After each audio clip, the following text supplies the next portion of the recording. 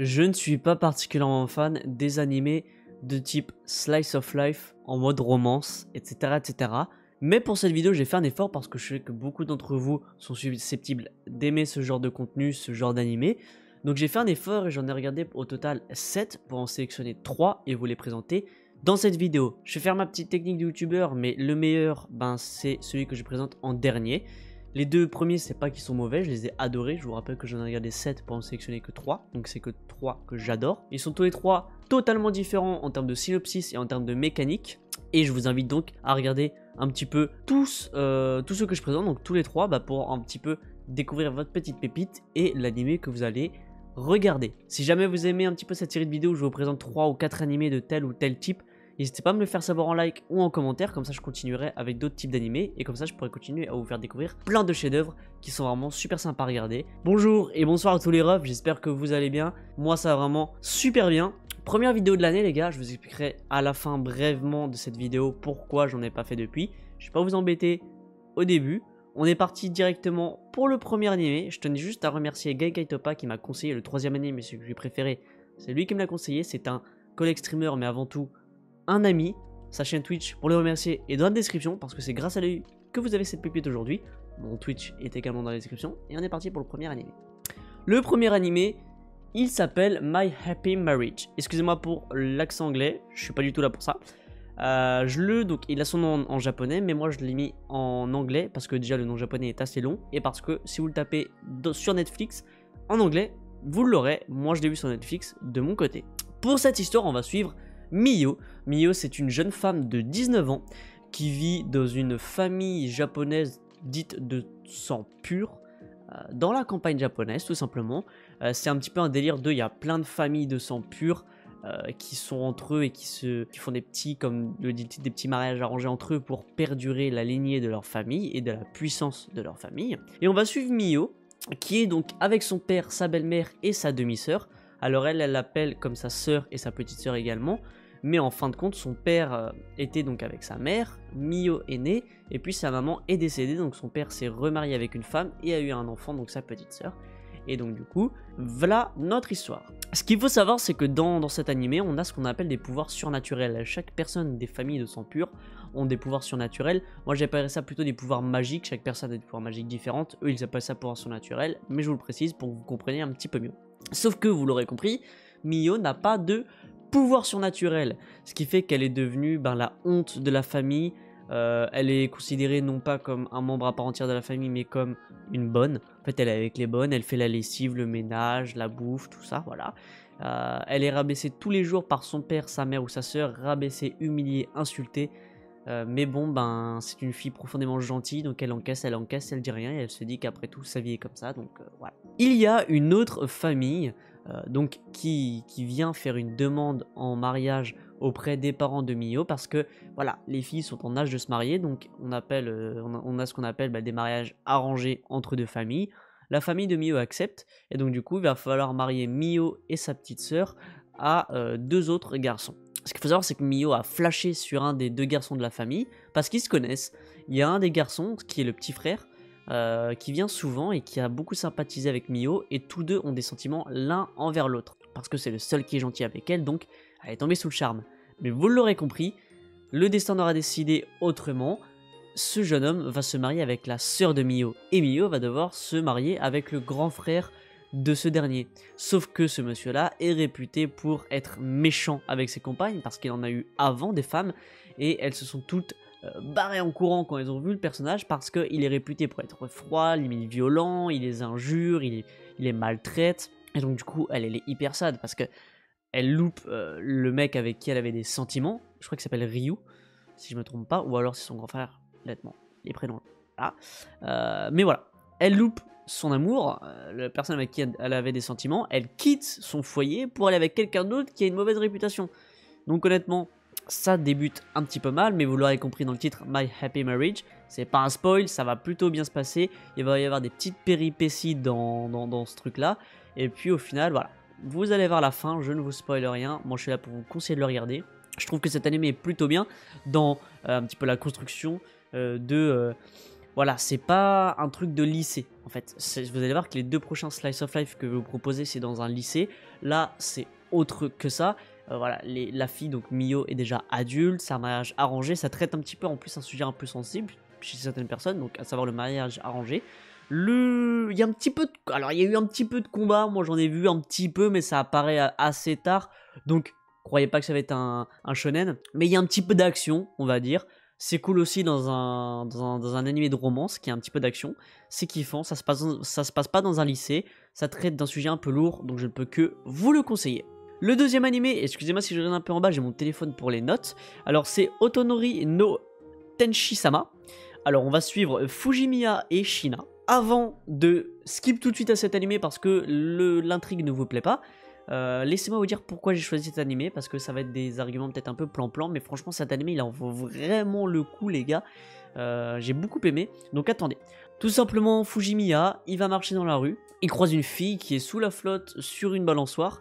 Lui il a un parapluie, mais il se dit quoi, bah je vais lui donner mon parapluie parce que la pauvre, il lui donne son parapluie, il se barre chez lui. Le lendemain il va au lycée et en fait on apprend que cette fille là c'est la fille la plus populaire du lycée, elle est profondément gentille, c'est la plus belle de l'école et en plus c'est la plus intelligente parce que dans l'école, dans le lycée, on a un panel de 30 paliers, 30 personnes qui sont dans un classement et si tu es parmi les 30 meilleurs de l'école, bah GG à toi. Et elle est tout le temps première. Donc, du coup, c'est vraiment la plus intelligente, la plus belle, elle est surnommée l'ange, enfin, c'est un truc de fou. Mais lui, il en a rien à secouer en fait. Juste, il a prêté son parapluie parce que voilà, mais il en a rien à secouer. Et en fait, cette fille-là, donc Shina, elle se rend compte qu'il est malade à cause du fait qu'il lui a passé son parapluie et qu'il est rentré sous la pluie. Donc du coup, quand il rentre chez lui, il voit donc Shina à son appartement et en fait, on se rend compte qu'ils sont voisins de paliers d'appartement, tout simplement, ils sont côte à côte. Et pour se faire pardonner, elle va lui faire à manger parce qu'en fait, en rentrant chez lui pour lui déposer le parapluie, elle va se rendre compte que il n'y a pas de ménage qui est fait dans son appartement, c'est dégueulasse. On voit des trucs de nouilles instantanées par terre, donc on se doute qu'il mange que de la malbouffe. Et donc pour se faire pardonner, elle va lui donner tout le temps ses restants de bouffe. Et puis au final, la relation a évolué. Après lui avoir donné ses restants de bouffe tous les soirs, et bien finalement elle va lui faire son ménage dans l'appartement. Et puis la relation va gravir les échelons et ça s'arrête là. Il n'y a pas plus d'intrigue. Vous allez vous dire, bah c'est pourri, il n'y a pas d'intrigue. Mais en fait, je l'ai sélectionné parce que c'est un anime où j'ai vraiment... Genre j'ai été... c'est craquant, c'est trop mignon. Leur relation est hyper mignonne. C'est pas un anime où des fois dans la relation de couple, il y a des hauts et des bas. Rien. Non, c'est juste... c'est un escalator, la relation. Elle monte, elle monte, elle monte, elle monte. Il n'y a pas de haut, de bas. Juste en fait, au début, ils ne se plaisent pas, ils ne s'aiment pas. Ils font ça juste parce que l'une est redevable de l'autre. Et puis au final, ils s'aiment bien. Ils se disent amis. Et au final... on voit très bien qu'il y a plus de choses que de l'amitié, mais eux-mêmes ne se l'avouent pas, mais leur relation monte. On est frustré, on se dit mais allez, avouez-vous que vous allez être en couple, etc., etc. Et ça nous tient en haleine tout le long de l'animé. Mais c'est juste mignon. On les voit vivre dans l'appartement au fur et à mesure, parce qu'ils passent plus de temps ensemble. Au lycée, ils veulent cacher un petit peu leur relation, mais moi j'ai trouvé ça juste mignon. Le synopsis est banal, il n'y a rien de bien compliqué, mais c'est juste trop mignon les gars. Donc foncez. Le troisième et dernier animé, celui que j'ai préféré, encore merci à toi Genkai pour me l'avoir conseillé, c'est Bunny Girl. Pareil, j'ai déjà mis en anglais parce que là, le nom c'est le plus long des trois, les refs. Mais tapez Bunny Girl sur les plateformes que vous le voulez voir. Il y est normalement sur Crunchyroll et vous le trouverez, il n'y a aucun souci. On va suivre Asakuta, le garçon, et Mei, la fille. Asakuta, il arrive dans un lycée, il est pas trop aimé parce qu'en fait, il venait d'un autre lycée à la base et une rumeur dit qu'il a envoyé 3 garçons à l'hosto, donc il est très mal vu. Cette rumeur est bien évidemment fausse, mais il n'a pas l'énergie de la démentir. Et puis un jour, il est dans une bibliothèque et il voit une fille déguisée en lapin, d'où le nom Bunny Girl, lapin, bunny en anglais. Et en fait, cette fille-là, déguisée en lapin, tu te dis mais pourquoi elle est déguisée en lapin dans une bibliothèque? Et surtout, personne dit rien, tu vois. Et là, elle passe devant les gens, elle fait des coucous, les gens ne la voient pas. Elle est invisible auprès des gens. Mais lui, il la voit. Du coup, il va lui parler. Et elle remarque qu'il le voit. Et elle dit putain, t'es le seul qui me voit, c'est trop chelou et tout. Mais vas-y, je m'en fous. Tu parles de ça à personne au lycée. On s'est jamais vu, il s'est jamais rien passé. Et voilà. Mais lui, bien évidemment, il va quand même en parler avec elle. Où on se rend compte qu'en fait, c'est une fille hyper connue. Parce qu'en fait, elle était dans le show business avant. Enfin, dans le showbiz. Elle faisait des pubs, des tournages, des séries télé, tout ça. C'était la petite fille, la petite actrice la plus connue du Japon. Enfin, un truc de baiser. Mais elle a arrêté pour une raison que vous allez apprendre plus tard. Et en fait, elle est réputée au lycée pour être invisible. Elle est tout le temps toute seule. Elle est intelligente et tout ce que vous voulez, mais elle est tout le temps toute seule. Elle s'isole si bien que les gens ils finissent par l'oublier et être invisible. Mais pour de vrai. plus elle joue le rôle de l'invisible au lycée et dans la vraie vie, plus en fait les gens ne la voient plus. Mais vraiment, elle fait coucou, comme je dis, comme dans la bibliothèque, et les gens ne la voient plus. Et en fait, plus ça va, plus le nombre de personnes qui vont ne plus la voir dans la vraie vie, vraiment physiquement, vont s'accroître. Et donc là, tous les deux, ils vont essayer de régler ce problème-là. Pourquoi les gens ne la voient plus au fur et à mesure? L'intrigue va tourner autour de ça, de ce système d'invisibilité. Et ça va traiter ce qu'on appelle un problème, ce qu'ils ont appelé dans l'anime le problème de l'adolescence. Je sais plus comment ils ont appelé ça, c'est un truc de l'adolescence. Enfin ouais, ça traite un problème. Et en fait, ce que j'ai adoré dans cet animé, c'est que ça va traiter de vrais problèmes dans la vie. On va se rendre compte qu'en fait, si elle est invisible, c'est parce qu'elle a joué le rôle de l'invisibilité. Et il y a un phénomène qui se passe, c'est la maladie de l'adolescence, voilà. Et il y a un phénomène qui se passe, je vous laisserai découvrir ça. Mais ça traite pas mal de petits problèmes qu'on a dans la vraie vie de tous les jours, mais qui l'ont adapté en animé avec un petit peu romancé. Et c'est ce que j'ai adoré parce qu'il va traiter d'autres problèmes, d'autres personnes qui ont cette maladie de l'adolescence, mais sous d'autres formes. Et ça va être super sympa. On a une histoire un petit peu de romance entre les deux. En plus, ça traite de sujets qui sont assez touchants dans la vraie vie et que des gens peuvent subir. Et je pense que vous pouvez vous reconnaître dans certains problèmes qui vont se passer dans ce lycée-là. Ce que j'ai également adoré, et je tiens à mettre le point dessus, c'est que, par exemple, dans l'anime que je vous ai présenté juste avant, c'est deux personnes qui sont au lycée, mais ils ne font vraiment pas lycéens, ils font limite des collégiens. C'est très enfantin, pourtant ils sont au lycée.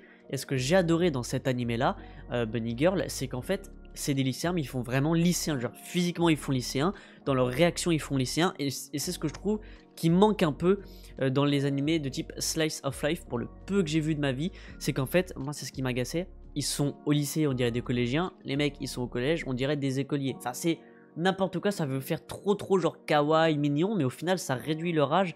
Et du coup t'es en mode bah non, je peux pas m'identifier parce qu'ils sont pas au enfin pour moi ils sont pas au collège ou ils sont pas au lycée. Il prend vraiment des vrais codes de la vie, mais en animé et en rajoutant ce truc d'animé avec la petite romance, c'est juste trop bien et j'ai adoré. Voilà pour les 3 animés que je vous ai sélectionnés. J'espère que j'ai pas été trop long et j'espère qu'ils vous ont plu, pardon, et qui vont vous plaire si jamais vous allez en regarder un ou deux. En tout cas, n'hésitez pas, les 3 sont vraiment super bien. Je vous ai expliqué en 30 secondes chrono pourquoi j'ai pas été là. Bah, c'est tout simplement parce que j'ai un nouveau PC.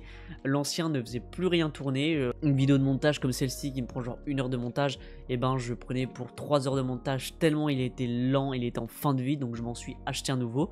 Ensuite, ben du coup, j'ai dû réinstaller un petit peu tout reprogrammer parce que j'avais pas de disque dur externe pour tout remettre mes fichiers. Enfin bref, c'est un bazar. Et puis ensuite, bah j'ai pu jouer à plein d'autres jeux vu que j'ai un meilleur PC, donc forcément j'ai un petit peu, je me suis dit attends, j'attends de reprendre un peu les vidéos. Pour l'instant je profite un petit peu de l'ordinateur, je vais essayer de reprendre un rythme comme avant d'une vidéo par semaine. Pardonnez-moi si des fois il y a un peu de retard, pardonnez-moi si des fois je suis une semaine sans en faire, c'est que il y a aussi la vie, je taffe tous les jours, je stream aussi sur Twitch, donc n'hésitez pas à me suivre. Je stream plus ou moins 3-4 jours dans la semaine à partir de 21 h. Pour sûr je stream mardi, mercredi et jeudi à partir de 21 h, donc n'hésitez pas à venir. Dans tous les cas, allez me follow sur la chaîne, comme ça vous aurez les notifs, et puis on est bon. Si vous avez kiffé les gars, n'hésitez pas encore une fois à vous abonner et à liker la vidéo. Vraiment, abonnez-vous les gars, parce que je fais genre 50 vues des fois sur des vidéos, mais genre j'ai 20 abonnés, donc franchement, si vous voulez me soutenir les gars, abonnez-vous. Dites-moi en commentaire si cette vidéo vous a plu, si j'ai réussi à bien vous résumer les animés, et puis si vous voulez voir d'autres animés que je vous présente sur d'autres types. Je vais pas vous présenter genre des 3 shonen peut-être plus tard, mais genre 3 seinen, 3 animés plutôt gore, 3 voilà. Des types d'animés qu'on voit pas beaucoup et que les gens parlent pas beaucoup, parce que les gens parlent beaucoup de shonen, mais c'est pas que les shonen dans les animés, il y en a plein d'autres. Et je pourrais vous en présenter plein d'autres parce que moi je regarde un petit peu de tout. En tout cas les gars, je vous souhaite un très bon visionnage si vous allez voir les animés.